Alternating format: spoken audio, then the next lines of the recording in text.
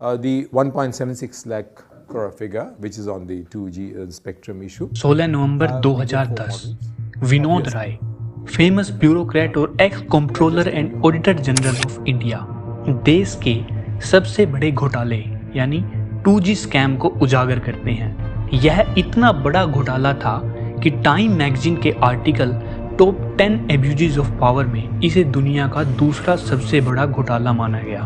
पहले नंबर वाले घोटाले के कारण अमेरिकन प्रेसिडेंट रिचर्ड निक्सन को बहुत बड़ा लॉस हुआ था। सीबीआई के द्वारा 80,000 पेज की चार्जशीट फाइल किए जाने वाले इस केस में सीजीआई ने घोटाले के अमाउंट को 1,76,645 करोड़ बताया था। 2G स्पेक्ट्रम का मामला आज जेपीसी में जोर शोर से उठा। JPC draft report on 2G scam और ये है देश का सबसे बड़ा 2G घोटाला। आपको बताते हैं कि आखिर भारत को 22 टेलीकम्युनिकेशन जोन्स में बांटा गया है। किसी भी स्पेक्ट्रम लाइसेंस ऑक्शन में इन्हीं का उपयोग किया जाता है।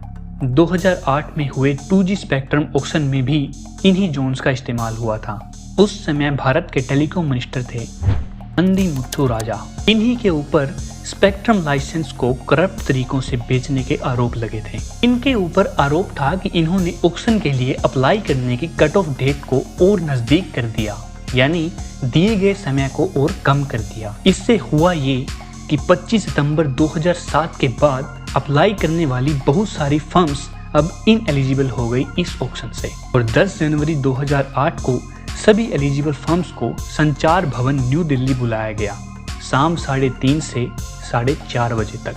लेकिन आरोप ये लगाया जाता है कि उस टाइम ए राजा के personal secretary AK Chandolia and telecom secretary Siddharth Behura ने जानबूझकर वह विंडो फिजिकली सेट कर दिया था जो सिर्फ 1 घंटे के लिए खुला था। लेकिन यह सब क्यों किया गया? अकॉर्डिंग टू द सीबीआई, ए राजा ने कुछ फर्म्स जैसे स्वान टेलीकॉम और यूनिटेक को फेवर करने के लिए ऐसा किया।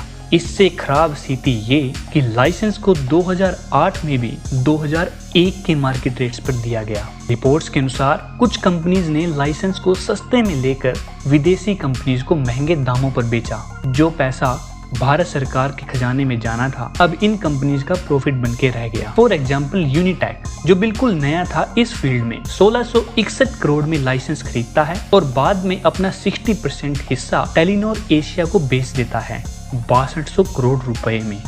ऐसा करते हुए भी इन कंपनीज ने किसी भी रोल आउट ऑब्लिगेशन को फॉलो नहीं किया था। सीबीआई द्वारा लगाए गए एक और गंभीर आरोप में डीएम के पॉलिटिकल लीडर कनिमोझी और बिजनेस वुमेन राडिया की कन्वर्जेशन को टेप किया गया था, जिसमें ये पता चलता है कि ए राजा को टेलीकॉम मिनिस्टर बनाने के लिए कनिमोझी ही लॉबी करती हैं राडिया के कहने पर। ऐसा इसलिए कि बाद में ए राजा राडिया के बिजनेस को फेवर कर पाए। ए राजा पर यह भी आरोप था कि उन्होंने telecom regulatory authority of India की गाइडलाइन को फॉलो नहीं किया और तत्कालीन पीएम मनमोहन सिंह को मिसलीड किया।